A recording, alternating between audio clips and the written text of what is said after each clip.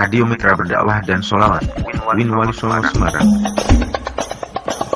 107.8 MBS FM.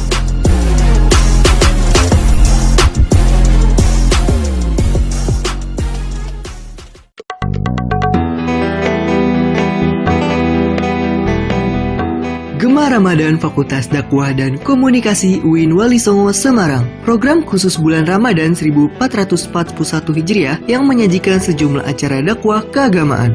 Mulai dari program acara Great Spirit Kultum oleh dosen Fakultas Dakwah dan Komunikasi, kajian kitab kuning, live tadarus Al-Quran, serta spesial acara Nuzulul Quran dan Halal Bihalal. Gemar Ramadan Fakultas Dakwah dan Komunikasi UIN Wali Songo Semarang dapat Mitra MBS dengarkan di channel YouTube dan akun resmi Instagram Komunitas Broadcasting Laboratorium Dakwah Radio MBS FM dan Wali Songo TV. Assalamualaikum warahmatullahi wabarakatuh. Ciptakan langkah baru mencapai sukses. MBS FM 107.8 Alternatif Radio Semarang. Apa kabar Mitra MBS? Semoga kita selalu dalam keadaan sehat, semakin kuat imun serta iman, dan semoga kita selalu dirahmati oleh Allah Subhanahu wa Ta'ala. Amin. Selamat bergabung di acara Gemar Ramadan Fakultas Dakwah dan Komunikasi UIN Wali Songo Semarang. Bersama saya Indah yang akan mengantarkan Mitra MBS pada program acara Great Spirit Kultum edisi hari ini yang akan dipaparkan oleh Ibu Dr. Hajah Yuyun Afandi, LCMA. Selengkapnya, mari kita simak siaran berikut ini.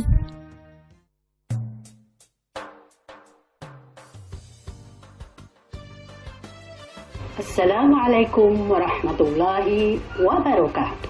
Alhamdulillahilladzi nazzala al-Qur'ana bilisani Arabiyyin mubin. Wassalatu wassalamu ala rasulihil karim wa ala alihi wa sahbihi alladzina ittaba'u manhajahul qawim. Amma ba'd. Para pemirsa dimanapun berada, mari kita ciptakan langkah baru untuk mencapai sukses. Marhaban bil ashri tsani min syahri Ramadan wa huwa awsatuhu al-maghfirah, yakni ampunan. Sebagaimana kita ketahui bersama bahwasanya bulan ini adalah Syahrul Quran, yaitu bulan turunnya Al-Quran. Sebagaimana ditulis As-Sabuni dalam salah satu karyanya At-Tibyan fi Ulumil Quran, bahwasanya nuzulul Quran ala thalathati marahil. Turunnya Al-Quran ada 3 tahap. Tahapan yang pertama adalah nuzulul Quran minallah ila lauhil mahfuz, dari Allah ke lauhil mahfuz, jumlatan wahidah, sekaligus, tidak bertahap seperti tahapan berikutnya. Oleh karena itu, dalam rangka nuzulul Quran, turunnya Al-Quran, dalam rangka mendapatkan maghfirah dan rahmah, juga dalam rangka menolak dan mencegah COVID-19 yang sedang mewabah ini, mari kita melakukan MTQ, Musabaqah Tilawatil Quran. Maksudnya bukan berarti kita melakukan lomba, tapi kita melakukan lomba dalam kebaikan dengan melakukan lantunan ayat suci Al-Quran DRS di rumah saja.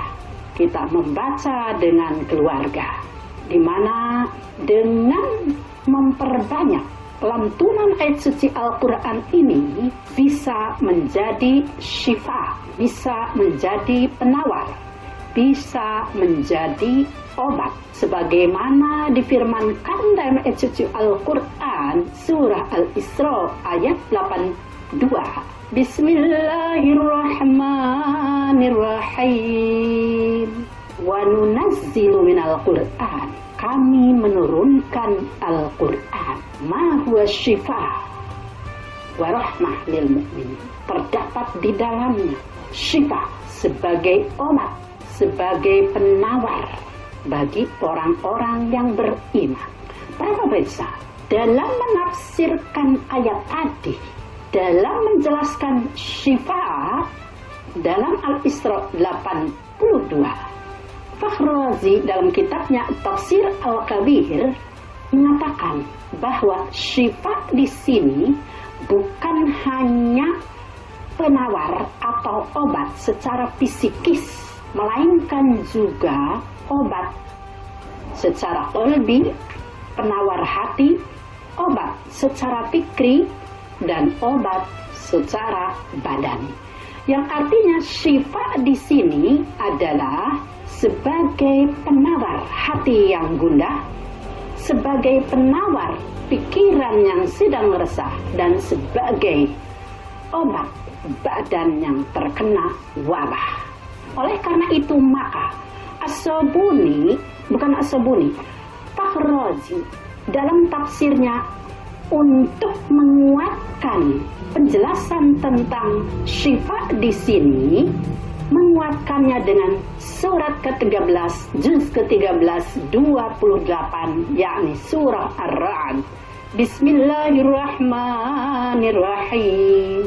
Alladzina aman, orang-orang yang beriman, wa tatma'innu qulubuhum bizikrillah, hati mereka akan tenang dengan zikir kepada Allah.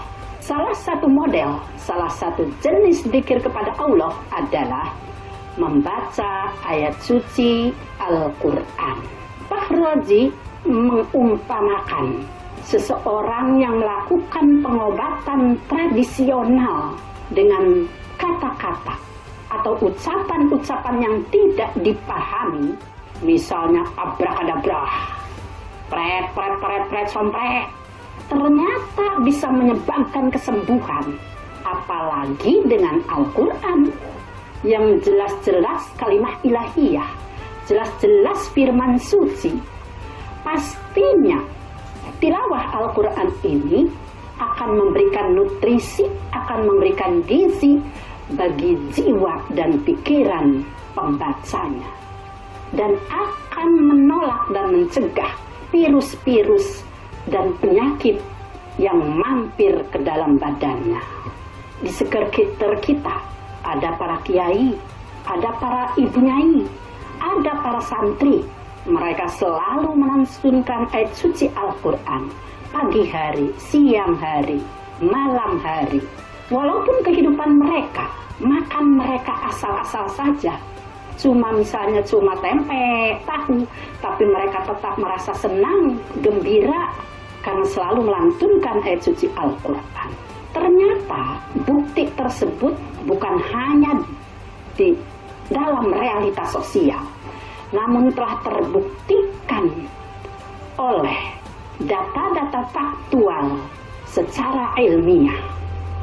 Bukti yang pertama adalah kajian yang dilakukan di Inggris, di perguruan tinggi Salford, di mana menurut penemunya bahwa seseorang hanya dengan melantunkan ayat suci Al-Quran, hanya dengan mendengar saja, bisa menurunkan stres, bisa mengurangi depresi, yang menyebabkan pembaca atau pendengarnya rileks dan bahagia.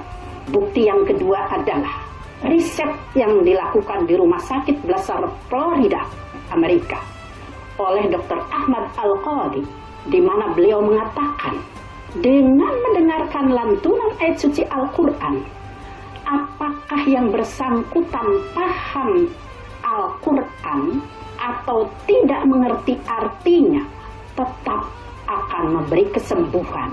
Karena seseorang yang mendengarkannya secara otomatis akan menginstal dimensi ilahiyah di dalam otaknya.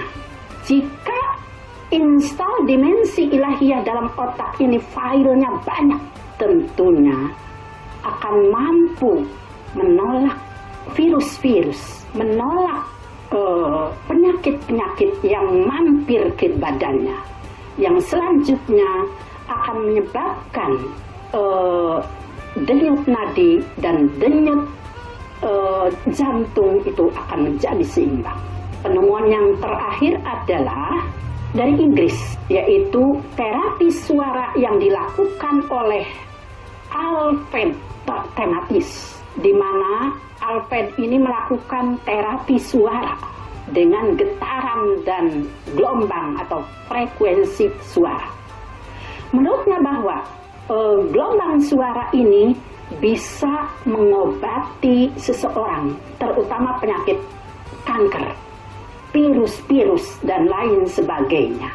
Terutama apabila getaran suara itu dari Al-Quran.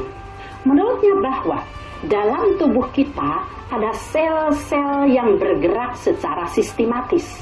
Apabila badan terkena penyakit atau usia makin tua, maka gerakan itu sudah melemah, sistematis sudah terkurangi. Lama-kelamaan jika dibiarkan, maka sel-sel tersebut akan rusak.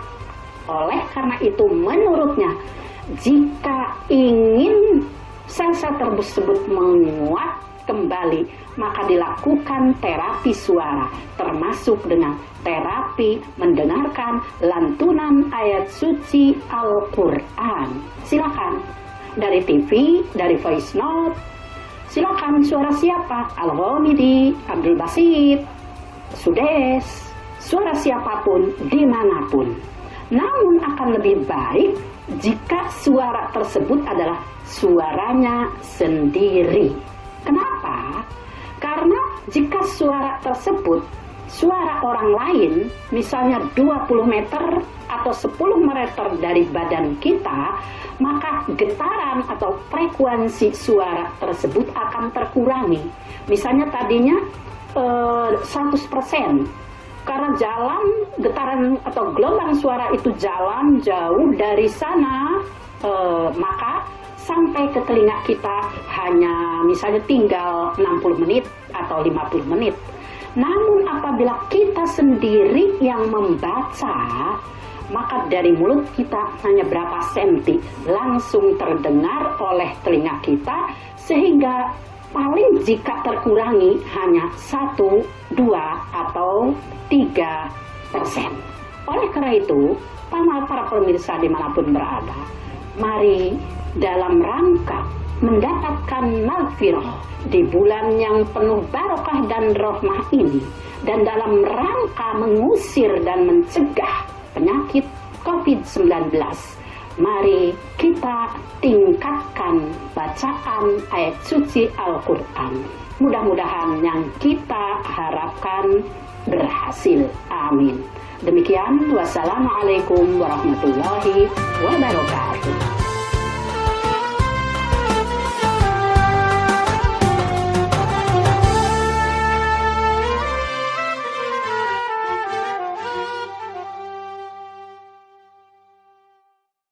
Mitra MBS yang dimuliakan oleh Allah Subhanahu wa Ta'ala, demikian acara Great Spirit Kultum kali ini. Dan insya Allah kita berjumpa pada kesempatan lain kali. Wabillahi taufiq wal hidayah. Wassalamualaikum warahmatullahi wabarakatuh. Terima kasih, Mitra MBS telah mendengarkan Gema Ramadan Fakultas Dakwah dan Komunikasi UIN Wali Songo Semarang. Terus dengarkan siaran Gema Ramadan Fakultas Dakwah dan Komunikasi UIN Wali Songo Semarang hanya di channel YouTube dan akun resmi Instagram Komunitas Broadcasting Laboratorium Dakwah Radio MBS FM dan Wali Songo TV.